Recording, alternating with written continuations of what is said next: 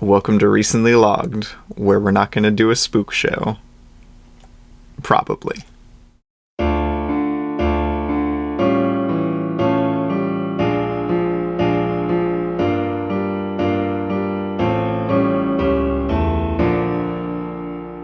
Newt Moot Alley. Newt. What is your deal with this, Mike? Newt Moot. Well, hello, everyone. Newt Moot. Here we are. We're discussing Newt Moot Alley, a film called Newt Moot Alley, apparently. Yeah. Tell me that's not the superior title. The superior title. You think they should change it, Micah? They should change it officially to Newt Moot Alley. On the they'll have to change it on the Blu-ray releases. Yeah. Well, I'm Robbie. And I'm Micah. And we're here. We're doing a movie podcast about Nightmare Alley. About Newt Moot. Oh my gosh. Well, yes, technically, kind of. But I guess without further ado, let's get into what you need to know about the movie. What do you need to know about Newt Moot Alley before we discuss the movie itself? All right, Newt Moot Alley is a 2021 film. It is rated R. It is 2 hours and 30 minutes. Its little IMDb description is: an ambitious carny with a talent for manipulating people with a few well-chosen words hooks up with a female psychiatrist who is even more dangerous than he is. What? How is that possible? It's been nominated for Best Picture, Best Achievement in Production Design, Best Achievement in Costume Design, and Best Achievement in Cinematography at the Oscars. I'm a little surprised it got a Best Picture nom, honestly. Honestly, so am I. Right? Its cast features Bradley Cooper, Cate Blanchett, Toni Collette, Willem Dafoe, Richard Jenkins, Rooney Mara, Ron Perlman, and so on. It is directed by Guillermo del Toro. It is also written by Guillermo del Toro and Kim Morgan, and is based on a novel by William Lindsay Gresham? Gresham? Probably. I don't know. Gresham. Yeah. And that is Newt Moot Alley. Yeah, see, I thought it was a remake of the movie, like the 1947 It is a movie. remake of Well, yeah, but, like, is it based off the book, or is it a remake? One or the other. Both. It's both. It's both. Wow. It's a remake of both the book and the movie. Okay. If you say so, Micah. You're the expert on Nightmare Alley all of a sudden. Get an IMDb page and he thinks he knows it all. I know it all. I have the trivia. Wow. What can't I answer? Well, I guess I feel like we're moving very quickly, but there's not really anything else to say. It's the speed episode. There's not really anything else to say. It's going to be a 10-minute episode. 10-minute Nightmare Alley episode. Okay. All right. So now we get to discuss Newt Moot Alley. So Robbie, what are your thoughts and opinions on Newt Moot Alley? Tell us how you feel. I mean, I personally love it. I know a lot of people are turned off by its kind of long runtime and kind of meandery plot, but I actually really enjoyed it. I've only watched it like 2 times now, but I very much enjoy it. I don't know. I'm a big... I wouldn't say a big Del Toro fan, but I am a fan of Del Toro's work on the whole. I'm a big Del Toro fan. Hellboy is one of my favorite movies, like, ever. Okay, but Robbie, picture this. Crimson Peak, they built an entire house for the movie and then tore it down afterwards. They should have just sold it. I would have bought it. But yeah, like, I'm a Del Toro fan. I love Hellboy. I love... Pan's Labyrinth. I love Pan's Nightmares Alley. Or Nightmares Alley. Newt Moot Alley. Newt Moot Alley. I can't say the title right either way. But Pan's Labyrinth is quite good. I really appreciate what he's doing with that. Pan's Labyrinth is a masterpiece. And I don't know, I really enjoy this. I think it's got a fantastic performance from Bradley Cooper, and most of the cast actually is pretty great here. All of the cast? All of the cast, yeah. By the way, for context of the listener, one of my favorite movies of all time, it's in my top 4 on Letterboxd, is Pan's Labyrinth, and Robbie gives it no credit. I give it the credit that I don't know. I really appreciate what the movie's doing, but I just don't connect to it that personally. Boo. So I have a hard time, like, Boo. oh yeah, Pan's Labyrinth, man. Get off the stage. Oh my gosh. But yeah, Nightmare Alley, I think I really appreciate how sprawling it is and the kind of poeticness of it. It's very nice. Yeah, I don't know. It's a cool movie. Like, I think undeniably Nightmare Alley is a cool movie. So yeah, what do you think of Nightmare Alley? What do Micah? I think of Nightmare Alley? Yeah. What do I think of Newt Moot Alley? You made me say Nightmare Alley. The bit is over. The bit is over. I wasn't gonna say it the entire episode, and I just didn't think and said it. Got him. You've ruined it. Anyway, I really like the movie. Good. I kind of love the movie. I think everybody's a little hard on this movie. Right? I think it's honestly super well written and super Right? sprawling, and everything about it really wraps around really nicely. Like, I was worried me giving it, because I gave this 5 stars on the first watch, which I know like Ooh. nobody who did. Spicy take. I didn't even give it 5 stars. And I thought on the second watch, I was like, oh, maybe I'll realize I was being a little bit too ambitious. I'll lower it a little bit. But I did not. In fact, it worked so much better on a rewatch, Right. which this story very much lends itself to working better on a rewatch. But everything went faster on the rewatch. Like, it was just zipping by. Everything still hit just as hard. The performances are outstanding. The production design, outstanding. There's a scene in the rain. There's some Del Toro gore. I don't know what you want from this. What more could you ask for? It has a really depressing message about humanity again. Exactly what More we're Del Toro. expecting from Del Toro. Right. Like, I don't know. I like this entire thing kind of like it almost feels parable-ish. It does, definitely. Yeah. As weird as that is, with how much religious imagery is in the movie. Whoa, that's so crazy. Who would have thought? But you can really tell that Del Toro had something to say with this one. Yeah. Which, in some of, in my opinion, his weaker pictures, he doesn't have as much to say. Like Hellboy. What? Oh my gosh. Which I love Hellboy, but it doesn't feel like as concise or strong as Nightmare Alley or Pan's Labyrinth. No, it's just a pulpy little monster movie. That's what I like about it. But yeah. I can see what you're saying. And I don't know, like as much as I don't think it's quite as good as Pan's Labyrinth, like, I don't feel bad about saying it in the same breath. And like, Yeah. I feel like most people would consider that terrible, because most people don't like why. this movie. Yeah, I was about to say, like, most of my friends seem to like most people I know seem to like it at the very least, but Yeah. don't love it like I do. Like, I don't know. Yeah, I don't know. I just don't have any the one person that I saw a review of, Joel Javier, I think is Yeah. I very much understand his review, because he has a very particular taste in movies. And Don't we all?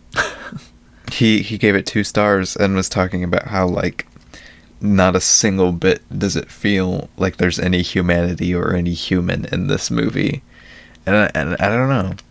Like, I could kind I of don't know about see that. how draining it Yeah, is. Like, yeah. it never lets up on being as dark and depressing as it is. But again, I think it works really well in terms of it kind of being more of a parable. Yeah. He Del Toro really wants Stan to fail. Exactly. Yeah. No, I don't know. Like, I get a lot of the criticisms for it that I've heard, but like all of the problems but it's this way for most movies that I rate higher than other people. I get the criticisms, they're just not as big of problems for me, like, while I'm watching it. Yeah, and see, like, I hear the criticisms, but, like, most of them that I found aren't even, like, big problems Exactly. with, like, the quality of the movie. Usually they're just like, but it was a little long. It was a little long. It was wasn't kind of depressing, wasn't it? And I'm like, yes, it was. Like, I don't know. I've heard some things about the structure, but the structure for me, it worked really well. Right? The splitting up of the time jumps. Yeah, no, I was about to say, and especially on a rewatch, like, one of my friends, I don't remember who it was in their review, said this movie was begging to be rewatched over and over again. No, I mean, it is so bad. And it really does, the pacing works a lot better on a rewatch, I will say. Just because you're like, oh, I know where this is going now. Like, yeah, because a lot of what made it feel so long, because you really felt its runtime you in do. the You first feel one. the runtime. Yeah. A lot of it, what makes it feel that long is you don't know, like you don't know. You're like, what's okay, going on. where is this going? Come on. Yeah, like what's gonna happen? But once you know, you can kind of more see the puzzle pieces falling into place than trying to guess what the jigsaw puzzle is building. And again, Bradley Cooper in this. Bradley I must Cooper. applaud him. Fantastic. He's very good. But yeah, since we've kind of gotten our little opening blurb out, do you have any questions? I do, Micah. Wah? If you had to pick out like some MVPs of the cast, who are the big standouts for this movie? Are we talking side cast or main cast? Just either one. Just some performances you like. It doesn't have to be like an official list or anything. Well, I mean, Bradley Cooper gives an outstanding performance. His character doesn't even talk for the first 11 minutes of the movie. No, I kept waiting for him to say something. He was just like standing and there. I really love that character introduction for him. I think it kind of definitely puts his words as like sets him up to have very choice words whenever he does talk. Yeah. Which I thought was really cool. I love Cate Blanchett's performance. It's awesome. She is kind of rocking it in this. I mean, she usually is. Rooney Mara is like giving a fantastic performance, but it's not my favorite from the list. No, it's not really like a standout, but she's good. Willem Dafoe is. I love he Willem seems like Dafoe. he's having so much Willem fun. Dafoe looks like he's having the time of his life. It's great. I love Willem Dafoe in this. I like Ron Perlman in this. Tim Blake Nelson. I'm not usually a Ron Perlman guy, but I actually do like him in this. He's nice. Where's what's his face? Pete Stradharm. Oh yeah, that guy. I love him in this. He gives such a fun performance. I was gonna give him a shout out. He has so many great line reads in this. Oh man, how to say this guy's last name? Mark Povinelli, I think. Shout out to him. Yeah. I grew up really loving him in Mirror Mirror, which is not the greatest of movies. Mirror kind of sucks. But he was like my favorite guy in Mirror Mirror. He rocks in Mirror Mirror. And I loved seeing him again, connected to my childhood. So Right. shout out to him. He gives a great performance. I want to see him in more movies. He hasn't really been in anything. He's pretty good. Yeah, he's been in like 6 movies, and that's it. Come on. But yeah, no, those are the real standouts for me personally in the cast. Yeah, I would agree. Shout out to the fact that Willem Dafoe's wife is in this movie. Right? It's so weird. But no, Willem Dafoe was definitely one of the highlights for me in the cast. Cate Blanchett, Bradley Cooper. Apparently Bradley Cooper was a producer on this. Doesn't surprise me. Yeah, no, it doesn't surprise me either. But yeah, I'm trying to think of any good questions that I have specifically to ask about this. Do you have another one while I'm trying to think? What'd you think of the visuals of it? Like not only the cinematography, but the production design, general aesthetic, lighting choices, that sort of thing. What do you think of how it looks? Because I think it looks pretty good. I really like how it looks. Yeah. There is like something about it, and I think honestly my biggest complaint for the movie in general isn't even something to do with the movie. It's just kind of how it alludes to something that I wish there was like more of. Mm-hmm. Which this very much alludes to a lot of like very foggy, creepy like circus stuff. Yeah. But doesn't have as much of it as I would like. Oftentimes it's a lot of just kind of not like bad looking, really good looking, but very almost plain settings. I could see that. But it works fantastically well in the movie. It's not anything in the movie. It's more just like, and I was going to mention this, like I said, when I was watching the movie, like the writer in me and just the person I am when it comes to enjoying stories really, really wanted this to also, like, there to be a story about him, like, actually being able to read minds and it becoming more of like a circus horror story. That's not the point, Micah. Part of me really wanted that. So like talking about the visuals, like that kind of thing just leans into that where I'm like, but it could be super duper cool. Micah's like creepy carnival go burr. is what he's saying. Exactly. Creepy carnival go burr, especially when Del Toro is at the helm. It's like, come on.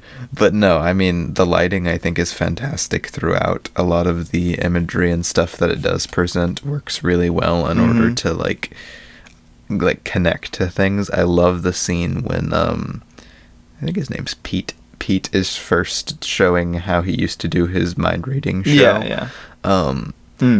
And Great scene. Stan lights the match, and like it takes like several seconds to actually like go out, even though he's flicking it around. And I thought, I don't know why, but that tiny little detail stood out to me so much every time, and I love that. Like, there's so many cool ideas within the visuals before I got so brutally cut off by Robbie's cheap editing mistake. Oh my god! What? It was just a recording mistake. I fell asleep and my head hit the stop button on the recording. No. Yeah, I don't know if I don't remember if I added anything after that. No, I don't of the think sentence, so. But Robbie cut me off.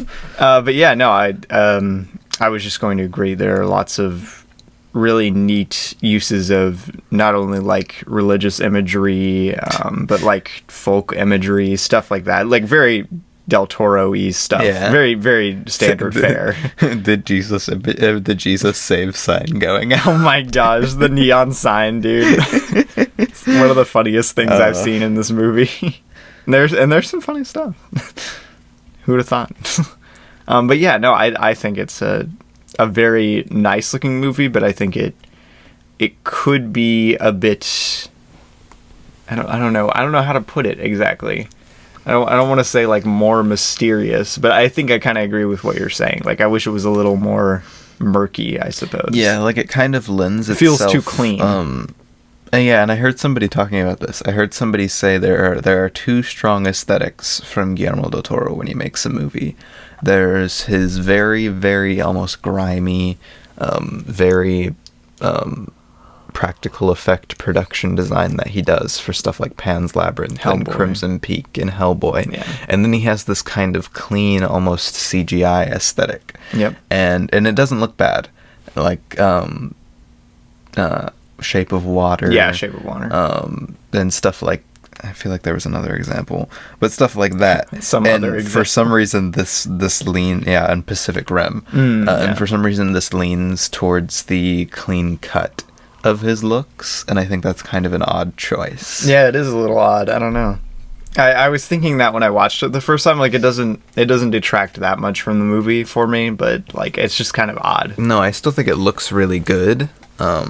I don't think it, like, I don't know. I don't think it should win cinematography at the Oscars. I mean, there are so many real. I mean, honestly, quite frankly, I think just Tragedy of Macbeth should win hands down. Wow. I don't think there's been. That's why you don't think it should win? Yeah, Tragedy. I was about to say I was watching the cinematography a lot more closely this past time. And it is really competently shot. It's so solid. Like, no, I'm not saying it. It looks amazing. It's shot really well. Yeah.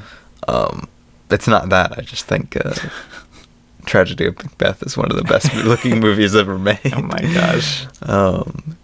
But yeah, what do you think of the overall use and just execution of our time jump? Time jump. Oh yeah, I forgot about the time jump. Our Carney Stan to Barney Stan. He becomes Barney Stan. I don't know. I think it's kind of weird, like when you're watching the movie, because you spend like basically your entire first act at the carnival. And then just all of a sudden you don't go back the entire movie. Yeah, I would argue that like like the first act is the carnival. The second act kicks off when he starts his show. Yeah. But I don't know. It's. I think it's a good decision. Like I don't think there's another way you could do the story. But I think it's kind of odd when I'm watching it. No, it's a very like the movie has a very weird, rigid structure. Yeah. I don't know. I don't know how to describe it. Like, I don't think it's bad. Yeah, not rigid in a bad way, but you can very clearly tell each break to different acts. Yeah, exactly. Did you have any thoughts no, on I thought it was a very interesting editing use when we first go into it.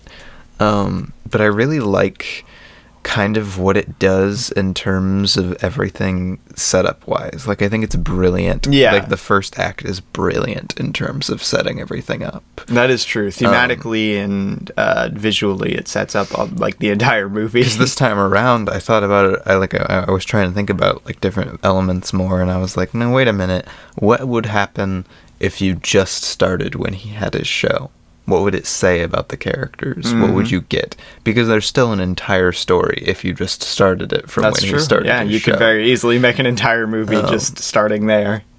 And if you look at it, you get like nothing of the character. You don't understand Stan as a character at all without that first act. Because as much as he isn't really doing a whole lot in the first act, he's doing so much. Yeah, I was about to say, even just in the first, like, 10 minutes or so, you get so much information about him right away. Which, again, more power to Bradley Cooper. He's killing the game here.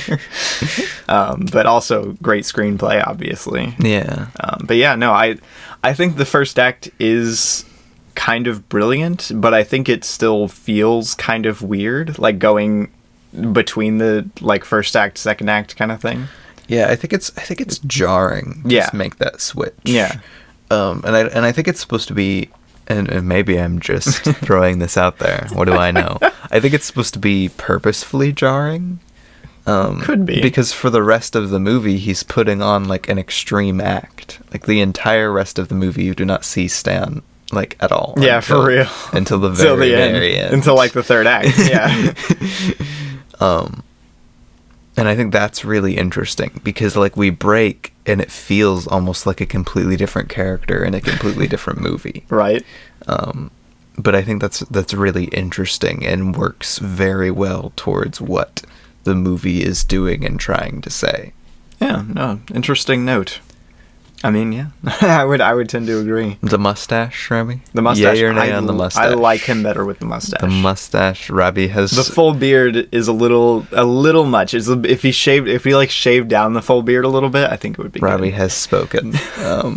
Bradley Cooper with mustache. Bradley Cooper with mustache. I prefer him with full beard, but I think he looks good with the mustache. The full beard is good. Like the beard in Licorice Pizza was a good look. Exactly, yeah. The neatly trimmed beard. Neatly trimmed. He looks good. But yes. There was something that I was going to ask you, and then I started thinking about mustache. Hey, on the topic of mustaches, how realistic do you think this is? That weird little Bradley Cooper man in this movie gets with 3 women. Oh my gosh. It's weird, right? It's weird. I don't know. He's kind of hot in this. I'm gonna say it. Toni Collette's like, why not? Right. It takes him the entire first act of the movie to convince what's her face, and then Cate Blanchett's like, easy prey. Oh my gosh. I didn't even think about that until just now, but you're right. That's weird. Yeah, I don't know. Do you want my thoughts, Mike? Well, no, I was thinking about this specifically because the really ugly poster for this movie has him and then the 3 women. Oh my gosh. Oh, that's what I was going to ask you about. What do you think of the costume design in this? Very, very good. Yeah, I was gonna bring it up because I love the costumes. I like it. Yeah. Shout out to the costumes, man. Ooh, the costume. What? Did I say if this was nominated for costume? I don't think it was. It might have been, but I don't production design, you cinematography, best picture, and something else. Shout out to the production designers and lighting team, though. I was going to mention them. Costume. It did get a costume. For costume. Good. As it should. Good. The costumes are amazing. Shout out to the production crew for making Enoch, though. Right? Imagine, did they actually like make like the little model? Like, I imagine they probably did, right? Why not, you know? Yeah, like I can't imagine they would just make him fully CG, but it looks so cool. Little Enoch in the jar. I would buy it. Like if they sold like Robbie, if they sold Enoch in a jar, no, like little Funko Pop Enoch, little Funko Pop, like he's Enoch. in the jar. I would buy that. Our mom listens to this podcast. She's gonna be concerned about your mental health. He's so cute. like a little Funko Pop. He's got like the big third eye in the center. That would be so funny. Bring your date, like. So Robbie, why is he called Enoch? It's like, what's that up on the mantle? why is he called Enoch? Explain to us all of the religious parallels. Well, I'm assuming it's because he's meant to represent the eyes of God, Micah, in the story. Enoch was if I'm not mistaken, yeah, he was the guy who was taken up to God, right? Yeah, exactly. Yeah. In the Bible, for all you crazy kids out there. What? But yeah, I mean, yeah, I don't know, like the whole monologue that what's his name, Pete, gives Stan at the beginning about like the face of God, the parallel to the face of God thing, and then the final shot of the movie. It's so cool. I agree with this. Yeah, no, I agree with this. I think it's really interesting. I still haven't fully pieced together the like kind of imagery that they're using here. Sorry about the notification. Forgot to mute the computer. Oh my gosh. Okay, so I haven't fully pieced together what they're like fully going for with the imagery here. But the parallel that they draw between Enoch, God, the fact that he's submerged in, like, they draw the dichotomy between the wood alcohol and the stuff they embalm in very clearly. And I think it's really interesting that the, like, kind of God stand-in in this movie is completely submerged in something that would, like, destroy a man. Well, again, I think a lot of it plays into the fact that Del Toro really, really hates mentalism. Right, yeah. So I looked up, I was looking through IMDb trivia, and apparently he originally came up with the idea to do this movie because his father was kidnapped and a bunch of quote-unquote psychics tried to prey on him and his family. Which would develop quite a distaste for them in your mind, and I think he watched Nightmare Alley at some point and was like, "Yeah, I need to make one of these." Yeah, no, I think it's really interesting though. I like I said, I haven't fully pieced together what it's trying to do. Yeah, because there's a lot of religious imagery throughout the movie, and then in the background most of the time, and the fact that drinking and like alcohol addiction is such a big part of this movie. Like, it's central to a lot of main plot points. Yeah, exactly. Like, I'm trying to figure out why it is the way it is. Again, this movie is so freaking rich. Yeah, exactly. There's so much to... There's a lot of stuff to grab from it. Like, I don't know. Yeah, I don't get people. I don't understand. But yeah, no, I just think it's something of note. It's very, very cool. A person of note. A person of note. Oh no! Shout out to Grand Piano. Check out our last episode. But yeah, no, I think it's very interesting the way, and I don't know. I'm really a big fan of stories that play as more of grand morals and grand something to say, and usually end the protagonist like my mom like hates stories like these, but for some reason they really connect to me personally. Stuff like Parasite and this, and even There Will Be Blood, yeah. and just stuff about terrible people doing terrible things for reasons. Yeah. Why the reasons? Why the message? Like the way the stories kind of weave, I think, are always so much more powerful a lot of times than if it was about just like this guy who gets in a rough situation because he pushed the boundaries a little too far. Yeah. No, we've already spoiled Nightmare Alley somewhat, but no, Stan's a murderer. He's a terrible guy. He brutally murders like 5 people in the end of this movie. Brutally murders like 5 people on screen. Like in really, really rough ways. Dude, this guy is strong, man. Right? I forget what movie we were watching, but somebody starts like punching somebody to death and they're like, whoa, you're gonna kill him. No, Stan kills this guy in like 3 punches. He beats his whole face in. Yeah, man. Like and it makes for such an interesting kind of twisty story. Yeah, I don't know. Movies like this give me a lot to chew on because I'm always instead of just like, oh, that was the story, I'm like always searching for different tidbits that I can pick clearly apart. Stories like this are meant to have more meaning than just the story. Yeah, it's almost because impossible. the story's kind of like, it's almost impossible to do a story like this Yeah. without some sort of meaning. It's like writing tragedies. You Yeah, don't write a exactly. tragedy just to write a tragedy. You write a tragedy for a reason. like Macbeth, like the tragedy of Macbeth. The tragedy of Macbeth.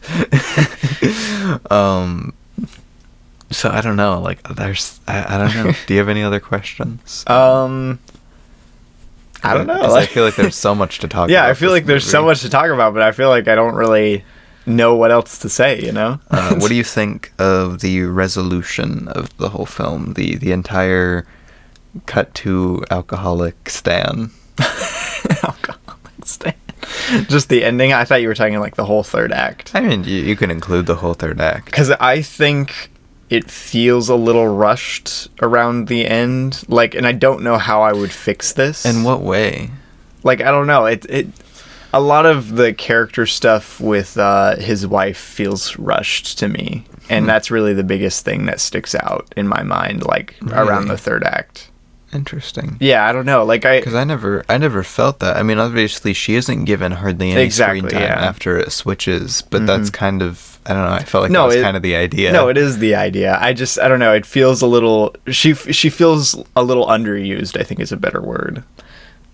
Yeah, I don't know. I don't know what, like, because it very much plays into the point that's making about Stan's character. Yeah, no, So it I'm not is. really sure what else I would do with her character. 'cause Exactly. Like, I don't know how I would remedy I think that. she has some really good stuff in the second act, like from when she invites people over, the phone calls, Yeah. the entire argument when she leaves, the letters.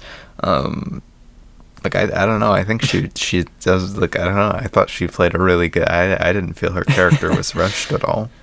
I don't know. I don't know what I'm trying to describe here, but like something about the third act The resolution doesn't fully click for me, and I'm not sure what it is. fast, Yeah, but that's probably what it is. I didn't feel it was rushed because it spends so much, like all of the second act is just building up to that resolution. Yeah, I guess so. I don't know. Like, it's not a big problem. Just like if I had to pick something out to like, that's actually like probably the only thing I would pick out for this movie. I don't know. Like getting into the movie does a pretty darn good job of getting me into Stan's head for most of the movie, so you can kind of feel the tension rising throughout the entire thing No, definitely. up until he's, you know, murdering people, and like that goes really fast. Yeah. And like all of that, like it just like explodes, and she's like, "I'm done," and I don't need you. Blah blah blah blah blah. But I never felt that felt like rushed. I just felt like it was all caving in from the entire rest of the movie. Yeah, I could see that. I don't know. I don't really know what, like, it's not that it feels rushed in the typical sense. I don't know what, there's a certain quality of it that doesn't fully click for me. I think the only thing I'll agree with you this on, with you On this. is the fact that Kate Blanchett's character resolution feels a little rushed. It does. That I'd go for. I think they definitely could have done a little bit more of a not even interesting. I think what they do with it is interesting, but they could have just done like a little something more to make that big twist something. Yeah. Because, like, she's a very looming presence the entire movie since she's introduced. And, like, her plan is genius, and it works really, really well. But at the same time, you don't ever grasp onto it enough to fully be like, Stan, watch out! Right? Yeah, no. Which is kind of how you feel for most of the movie. Like, it's a cool twist, for sure. And It's very important. it's very effective, very important, but I just wish they would have given us as the audience a little more foreshadowing, so it felt a little more and a little something more to impactful. chew. A little something more to chew something on else when it happens. something else to give us while when it goes down. Because it just kind of happens. He's a mess. Then she shoots his ear, which again, religious imagery. She shoots his ear Oh my off, Robbie. gosh. You think about that? I was thinking about that. The ear. Not the ear. The ear. Why the ear, Robbie? Wow.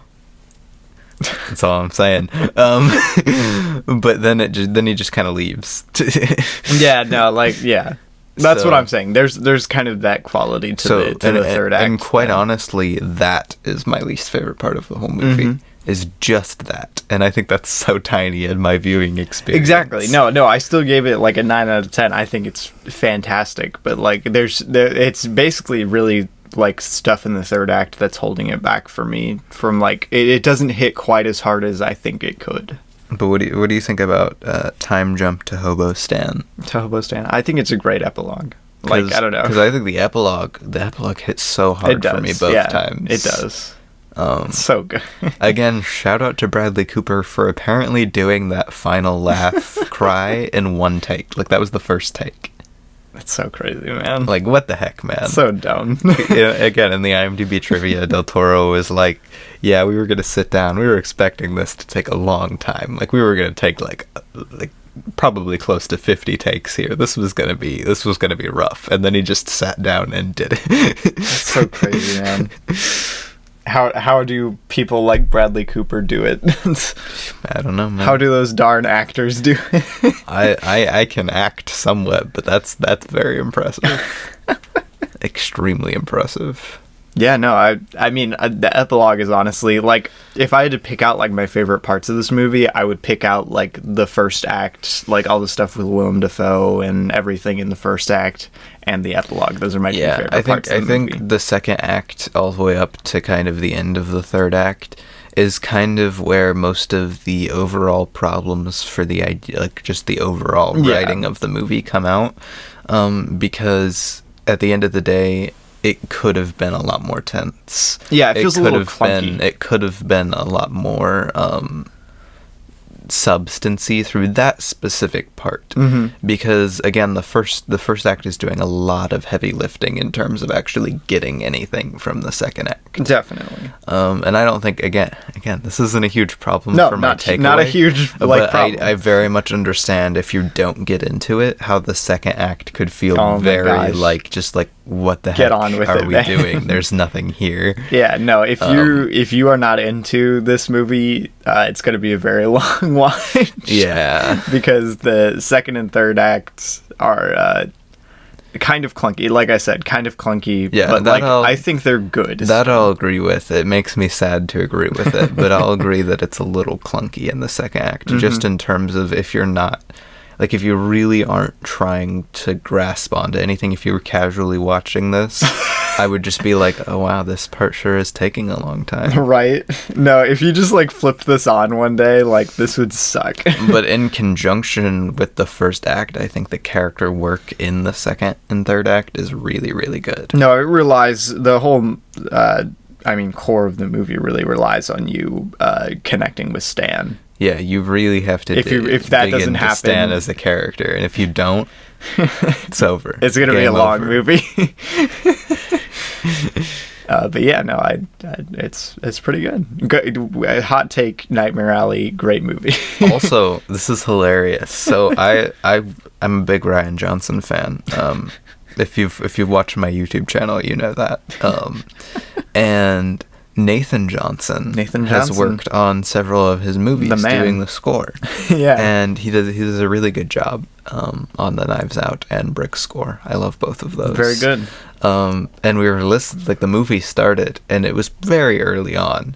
And I was just thinking to myself, wow, this sounds a lot like a Nathan Johnson score.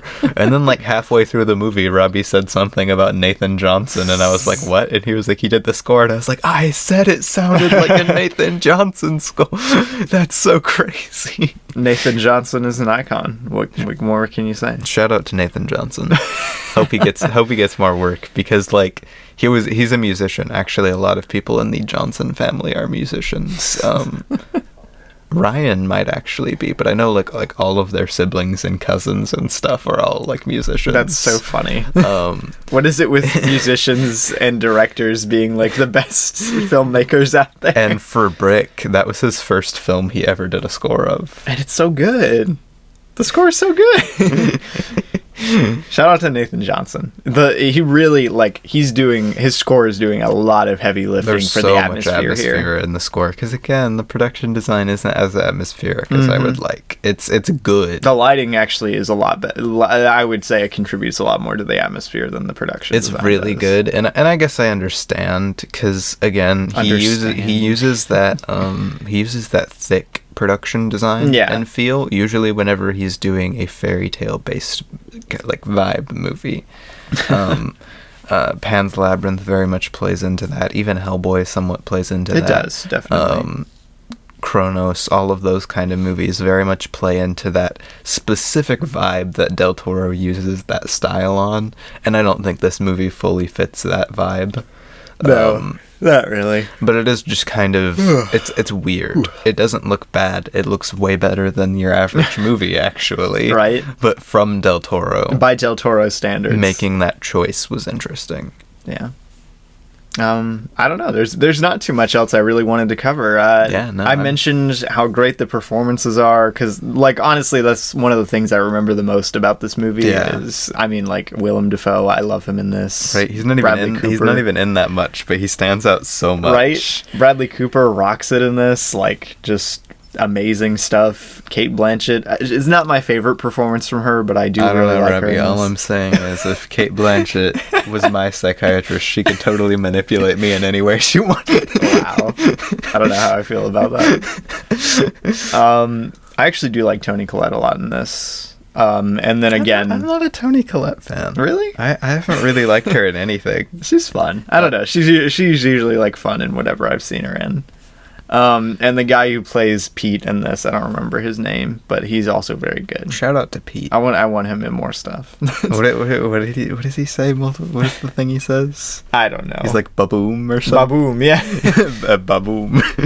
Yeah. Shout out to Tim Blake Nelson at the end too. Tim Blake Nelson is the greatest surprise cameo of all time. I always enjoy seeing Tim Blake Nelson. Any Oh Brother Where Art Thou alumni having a cameo in your movie is always a good thing, I think. If George Clooney, John Turturro, or Tim Blake Nelson are in a movie, I love John Turturro.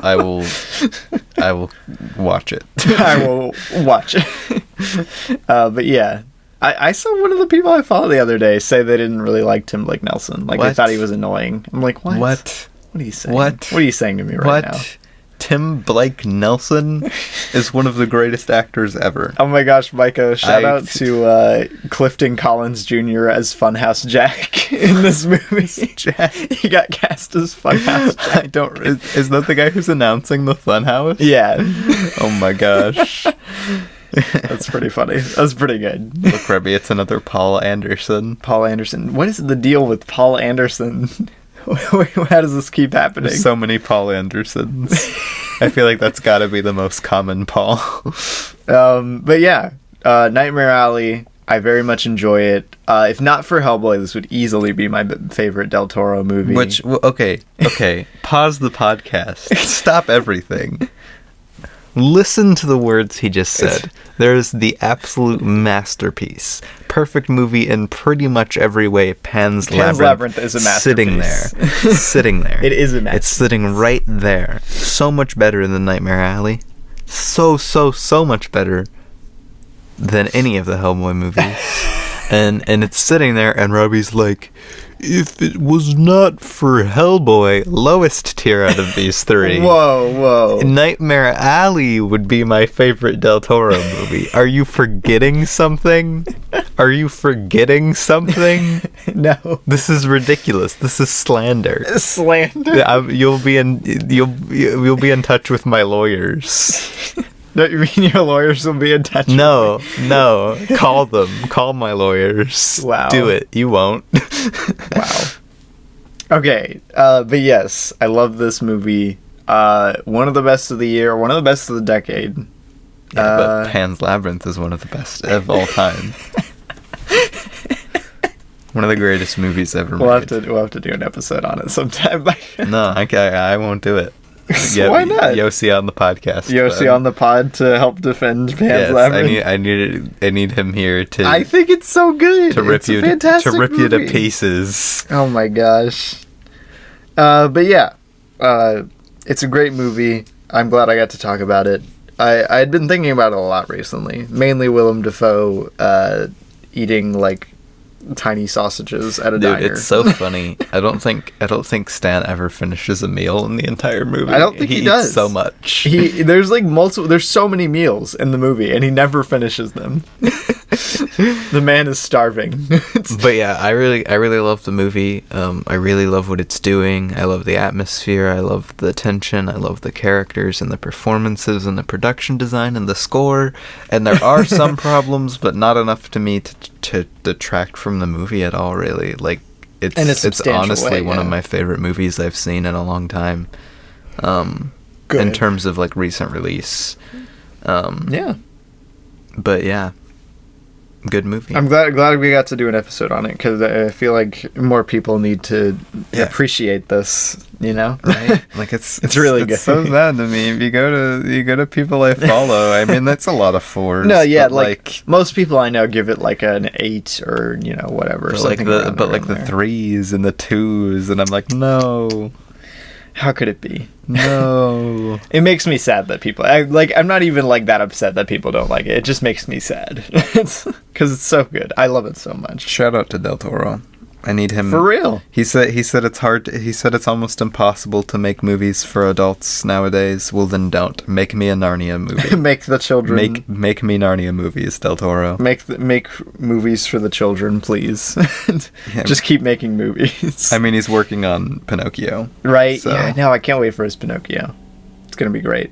But I guess now that we've wrapped up our general discussion of Nightmare Alley, let's move on to what we watched. To Newt Moot Alley. Let's move on to what we watched over the past week. R.I.P. Newt Moot Alley. Ladies and gentlemen, welcome to the What We Watched segment. For those of you who are not familiar with this segment or this podcast, we are doing a brief little segment in which we talk about everything we've watched since the last episode. Indeed we are. Yeah. So let's get into it. This is going from our last episode, which was on the 2013 film Grand Piano, which we watched on the 28th. Very early in the morning. And then after that, later on the 28th, February we watched 28th. Nightmare Alley again. No, that was for the first time. I take it back. First time. So we did last week's episode, then we watched Nightmare Alley for the very first time. And where I was like, whoa, that's a great movie. I give it 5 stars. Whoa, great movie. I gave it 4.5. Good stuff. Then on the 1st, I watched Lady and the Tramp. Whack movie. Very, very cool what it's trying to do. Whacked out, bro. Still very whack. That movie's so weird. So weird that the racist stuff is in it. I don't know, man. It's so weird. I gave it a 3.5. I like what it's trying to do for the dogs. And while Micah was gone doing his theatrical production that day, My theatrical production, I watched perhaps the greatest movie ever made, Punch Drunk Club. and he gave it 2 stars. And I gave perhaps the greatest movie ever made. Solid 2, I think. No, I gave it a 5. This was my second time watching it, and I think I somehow loved it even more the second time. How is that possible? How did it happen? It's the greatest movie ever made. I said. Then on the 2nd, we watched Lincoln for the first time. Yeah, Steven Spielberg. My boy. My man. Daniel Day-Lewis. The real one. Which it was very, very well made, I will say, but it wasn't my favorite. It was kind of boring. Fair enough. It was really, really good, but like I don't think I'd ever go to turn it on again. I think I really admire what it is, like for what it is. Yeah, exactly. Very cool. Daniel Day-Lewis is killing it here. I mean, I haven't found a movie where he's not killing it, so. But yeah, I mean, Spielberg's direction is great. Filmmaking, like the craft, is definitely there, but I just wish it was a bit more consistently engaging, throughout its runtime. I gave it 4 stars, but it's good. I just probably would never turn it on again. Then that night, I watched Scooby-Doo Pirates Ahoy. Go from Lincoln to Scooby-Doo Pirates. which is a fine movie. There's nothing aggressively bad about it, but it's really sad because it's just not funny. Like, usually what carries you through Scooby-Doo movies, because all of them are kind of weak in some way, right, is how funny they are. Yeah, you need some good comedy to this one you. wasn't that funny. I gave it 2.5. Fair enough. Then on the second, I also watched West Side Story. West Side Story. Yeah. Okay, yeah. I don't know how we logged all of those the same. Okay, so I logged Lincoln and Scooby-Doo were both that night. Yeah. And then the next day, like after you've gone to sleep and woken back up. But here's the thing, I logged Lincoln late enough that it was the second. Yeah. And Scooby-Doo Pirates Ahoy I watched after Lincoln. Yeah, no, when you said you would watch another movie, I was like, Micah, what? Oh boy. Anyway, then I watched West Side Story again. It's the Spielberg one. So freaking good. I love it so much. One of the best musicals ever made, I would say. Yeah. Can't wait to watch it with Haley. Haley, come over sometime. Haley, if you're listening right now. Then also on the second, what did we watch? We watched Scooby-Doo Abracadabra Doo. Abracadabra Doo. Pretty good. Which, yeah, it's fine. I really like the vocal performances in this one. The more Scooby-Doo movies I watched. Out of this run of Scooby-Doo movies, which apparently this was the first of this run of Scooby-Doo movies, because we've been watching a lot of this era recently. Yeah. This is probably my least favorite. I do really like the performances in it. And, Velma's sister's pretty cool. Velma's sister in this, bro. What is Velma's happening? Sister is amazing. What is happening in this movie? I'm not. Shout out to Velma's sister. That's really funny. But overall, I didn't think it was as funny or as engaging as a lot of the other Scooby-Doo movies I've seen. No, it's a little weak, but I still think it's really fun. Yeah, it was still fun. I gave it 3 stars. I gave it a 3.5. I thought it was great. Whoa. Then on the 4th, we watched The Captive. The Captive with Ruin Reynolds. Ruin Reynolds. Which yeah, it was a fun movie. It was pretty good. It was okay. I thought it was pretty good. Ryan Reynolds gives a good performance, but I think really the writing of the mystery is kind of not that great. No, its screenplay is easily its weakest part. I think the editing was pretty good. The cinematography was pretty good. Ryan Reynolds. There's some great sequences here.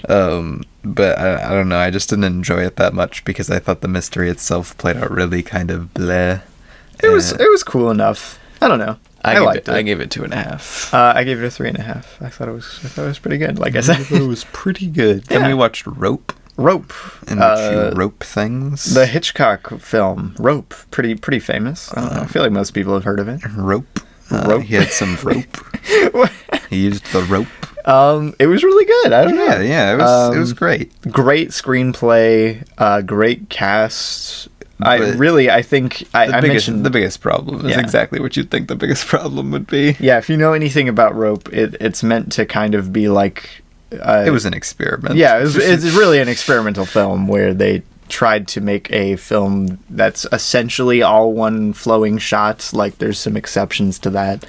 It on screen cuts twice. Yeah, it cuts 2 times. And other than that, it cuts more than that, but used through like it's meant to be a nice flow through. Yeah, it's meant to be seamless. But it needed editing. Yeah, no, I was about to say the screenplay here is fantastic, and they could have escalated the tension even more with like some great editing. Again, like I said, some absolutely outstanding tight editing, and then using really good one shots would have been so good. Like, and lean heavily on the one shots because there are so many instances where it works really well, but it needed editing for the rest.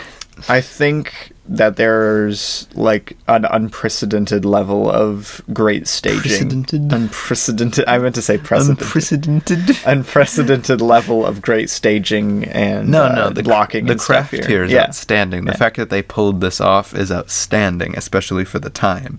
But it just probably would have been better with good editing. No, like honestly, I think that's its only flaw. Is it could have hit that much harder if it had some good editing in it. I give it a 4.5. As did I. And then we rewatched Nightmare Alley on the 5th. Yeah. And I still loved it. And like Micah said, it flew by on the second watch. Right? I don't know what was happening. Right? That was so cool. I loved that. Then on the 5th as well, well, that was the night of the 5th that we logged it. But on the 5th, I watched The Weekend Away, a 2022 Netflix original film. Weird title. Bad title. Bad movie. Decent story idea, but like the execution is kind of laughable. Shout out to that Croatian actor who kind of vaguely looks like Adam Driver. Wow. Okay. I give it 2 stars. Then also on the 5th. I watched Stick It. 2006. The person looks vaguely like she should be Kristen Stewart, but she's not. Wow. It was way better than I thought it would be. It looked really stupid. It's an aggressively 2000s movie, but like this movie is trying hard. This movie is doing like who told it to try this hard? It has really good cinematography and editing, and it's a really fun story, and like I don't know, like it's good. It's really good. I give it 4 stars, which I was not expecting. Nice. I mean, it does have a 3.5 average. Yeah, no, I was about to say most people I follow seem to like it. But I just wasn't expecting it. Then on the 5th. Yeah, same night, same day, I guess. Like at night. which I maybe want to do an episode on this. Yeah, I'm thinking we might do this next week. I'm thinking. Yeah, we watched The Batman. The newest Batman movie is out in theaters. Paul Dano. And we watched it. Okay, I have not said this to my family yet, but I've told this to Haley. I may have impulse bought a Riddler mask. Oh no. After what? Like, what do you mean a Riddler mask? Like the kind in the Batman? Yeah, or like the kind in the Batman. Okay. It doesn't come with the glasses, but well, it was a really good price, and they were like, it had good reviews from people who had got like actually good reviews, really good price, and there were like 7 left in stock. Wow. It was $10. No, with shipping it was like 16, but still. And I have the jacket already. I have the jacket. So, The Batman. Matt Reeves, Robert Pattinson, Zoe Kravitz. Very interested to see how this movie holds up, because I'm kind of worried about this, because for some reason a lot of superhero movies get caught up in a lot of hype, and then everybody's like, oh my gosh, this is the greatest thing ever made, and then like a year later they're like, kind of weak. which happened to me. I thought Endgame was like the greatest movie ever made, and then like a year later I was like, ooh. See, that happened to me with Infinity War, but that was right as I was getting into movies, like, as a thing, and I thought it was like the greatest thing I've ever seen. I said in my initial review of Infinity War that it was one of the best movies I've ever watched, and that is definitely not true. Yeah, so I'm really hoping this movie holds up, and I think it will. I just thought that was interesting, because like most people I know have given this 4.5 or 5, which is insane. Yeah, no, like even people I know who are kind of like over comic book movies, which I feel like most people would say they are, like, just in general. I like, everyone I know seems to like this, and I adore it. I think it's one of the best like action crime movies of the past like decade. No, I mean, think it's great. I would agree. Like, I really like. I only have one major problem with the movie that I can think of now, which I'm not going to talk about because we're we'll probably talk about it later, probably. Yeah. But it's so fantastic. Oh, everything that it's doing to create atmosphere. And dude, the action is so good. The action is really, really well done. If all the like performances, the lighting. If all superhero movies had action that was on this caliber, I would be like all over superhero movies. The Riddler in this is one of my favorite villains to be in a superhero movie ever. He's great, yeah. Paul Dano. Paul Dano. He's so good in this. Dude, I saw Haley said she didn't like Paul Dano, and I was like, what?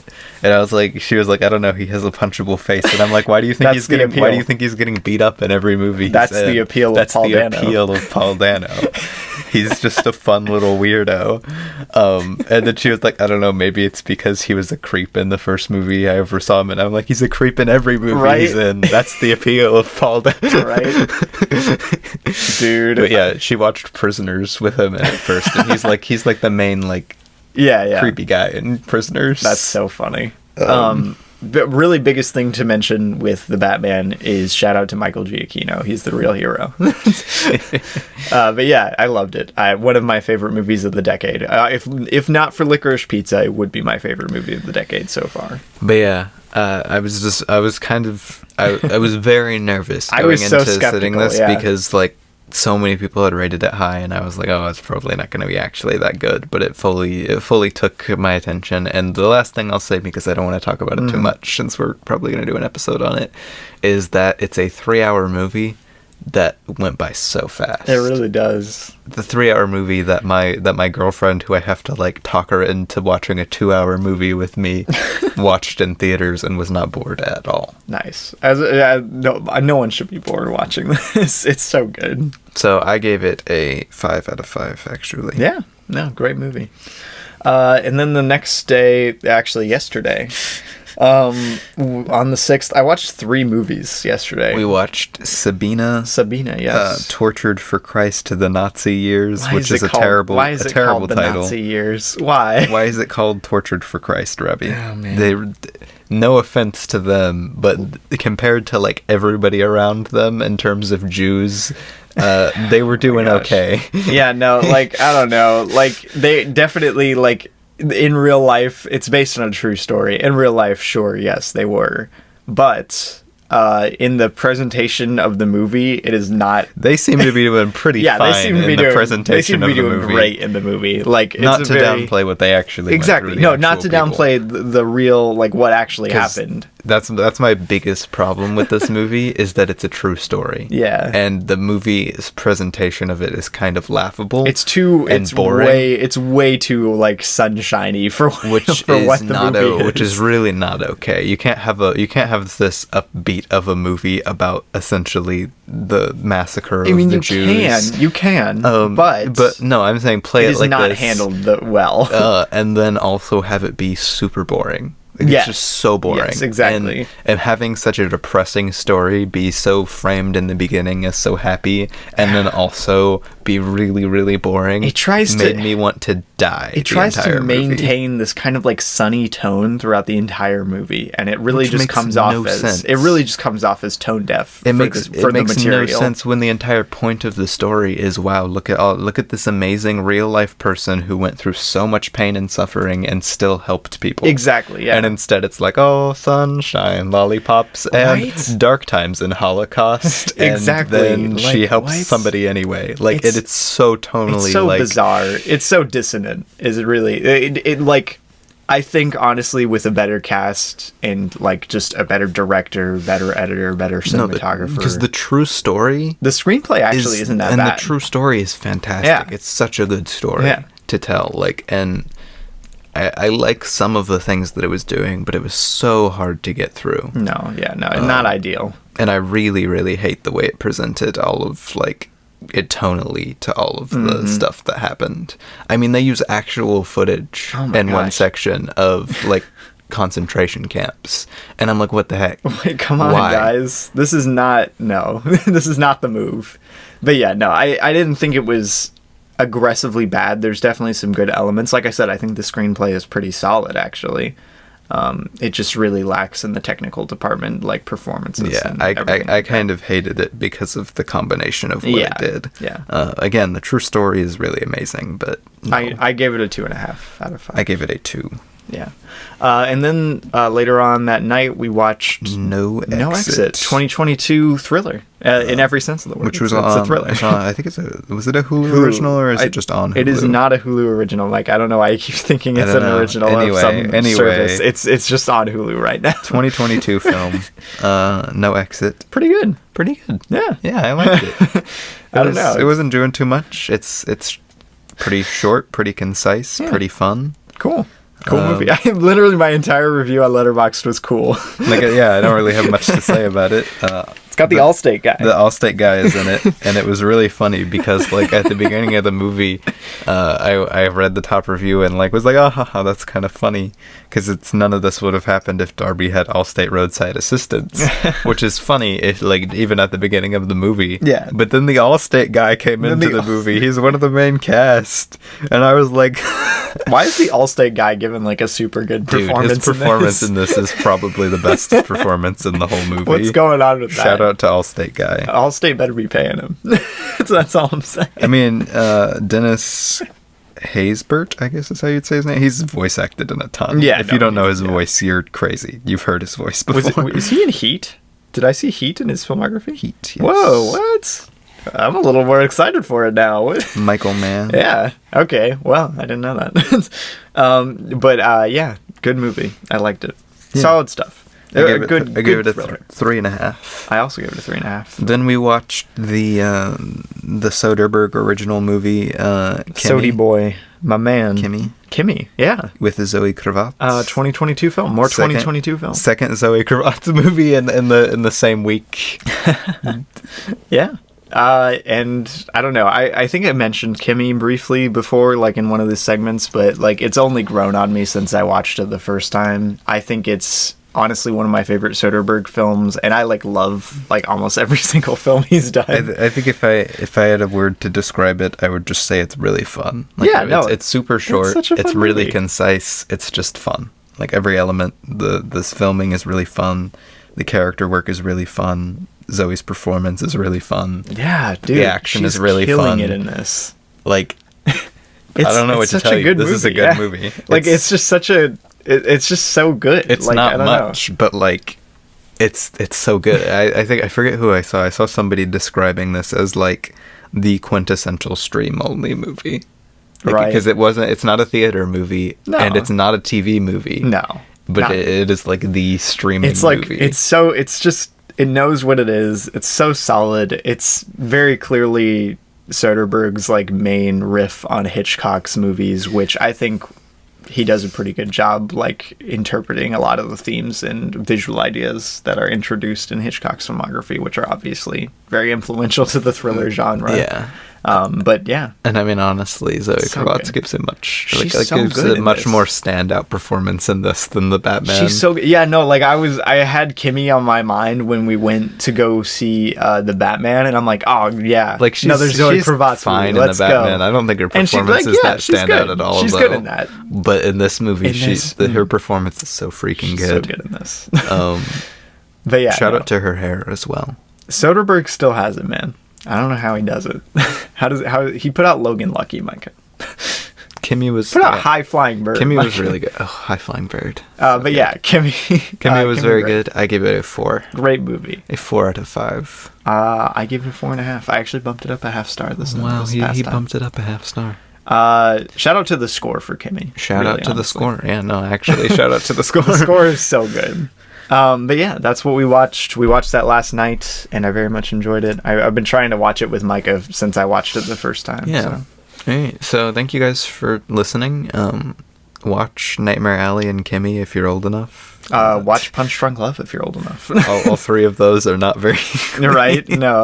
What's a clean? So go watch warned. Rope. Rope is fantastic. Go watch Rope. Go watch The Batman if you can. I would definitely suggest catching it in theaters. Yeah, very cool theater experience. Watch Stick It if you're in the mood for a goofy movie. Watch West Side Story. It's streaming West now. Side Story is watch streaming. Freaking West Side Story. It's streaming. And watch a fun Scooby-Doo movie. Yeah. It wouldn't hurt anybody. Definitely, yeah. And have a good week. We'll maybe hit you up next week with the Batman. Hopefully, yeah. But yeah, we'll see you then.